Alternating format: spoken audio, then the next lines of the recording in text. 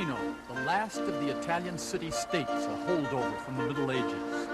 Situated on the slopes of Monte Titano at 2,000 feet above sea level, San Marino supports a population of 22,000. Like any self-respecting medieval town, San Marino has castles, such as First Tower. This is one of the oldest castles in Europe, dating back to the 11th century. Today, it's a museum, the country's top tourist attraction. San Marino is tiny, but proud. The country has been in existence for about 1,600 years and has resisted emperors, kings, armies, dictators, and the 20th century. Today, the borders are safely watched by friendly guards.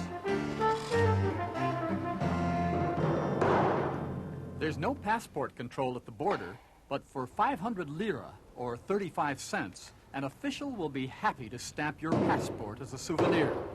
With 3 million tourists a year passing through, the business is lucrative. The seat of government is the public palace. And this is the army, or part of it at least. There are 200 men under arms, all volunteers. San Marino hasn't fought a war in 16 centuries, but the army is still maintained for ceremonial purposes. The most modern weapons they can field are 60-year-old rifles. But what they lack in firepower, they more than make up for with pride and snappy performances. And that's all on a military budget of about $31,000 a year. The crossbow is an ancient and honored weapon in San Marino. Thanks to the fact the country is perched on a hill, the crossbow played an important part in defending the passes in the 9th century. The tradition is maintained today with this special corps of marksmen.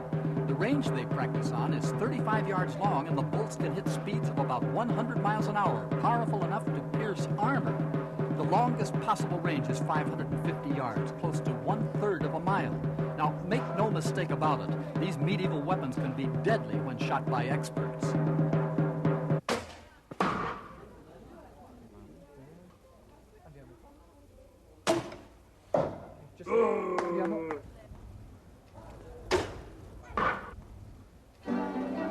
But wars and talk of war seem far away in San Marino.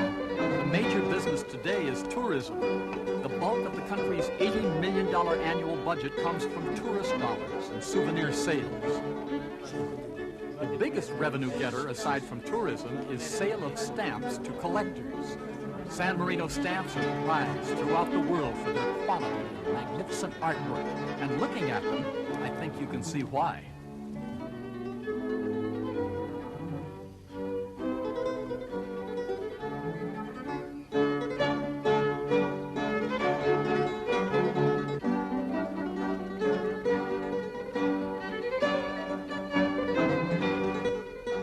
The stamps are designed by state-supported artists who create original oil paintings. Marino Reffi and Giuseppe Massino have been designing stamps for over 25 years. They're both natives and say they're grateful to use their talents to help their country.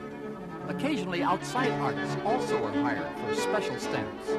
San Marino, with its castles and narrow streets, seems to be out of place in the modern world, but that's the way the people there want it. After all, they asked for it.